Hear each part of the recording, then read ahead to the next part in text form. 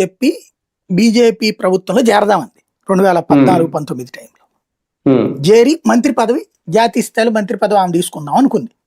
ఎట్లాగో మొన్న ముఖ్యమంత్రి అయిపోతాడు, నేను జాతీయ స్థాయి లైక్ కనిమొళి స్టాలిన్ టైప్ అనుకుంది. కేసీఆర్ ఒప్పుకోలేదు, మనకు ముస్లిం ఓట్లు ఉన్నాయి పోతాయి అనేసి.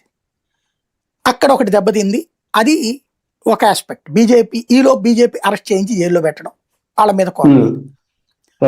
అందువల్ల బీజేపీకి వ్యతిరేకంగా కాంగ్రెస్ తో ఉంటుంది. అట్లాగే ఇక తన పార్టీలో అవకాశం రాదు కాబట్టి ఇటు పక్కకి వెళ్ళి ఇటు ఉందాం అనుకుంటుంది. ఒకటి వీళ్ళకి ఏంటంటే, ఇప్పుడు ఇవాళ మనం పొద్దున్న రాత్రి దాకా కష్టపడుతున్నాం కాబట్టి రూపాయి ఇచ్చి ఖర్చు పెట్టేటప్పుడు చాలా జాగ్రత్తగా ఆలోచిస్తాం. ఇప్పుడు నేను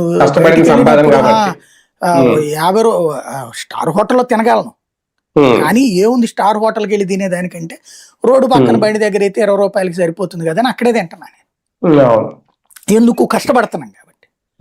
అదే అయాచితంగా 10,000 వచ్చింది అనుకోండి, 2,000 పెట్టి తిన్నాం కావాలంటే అని ఆలోచిస్తాం. పోయేదే ఉంది లేకుంటాం మన జేబులో డబ్బులు కానీ. ఆవిడ అక్కడ సంపాదన వచ్చేసింది.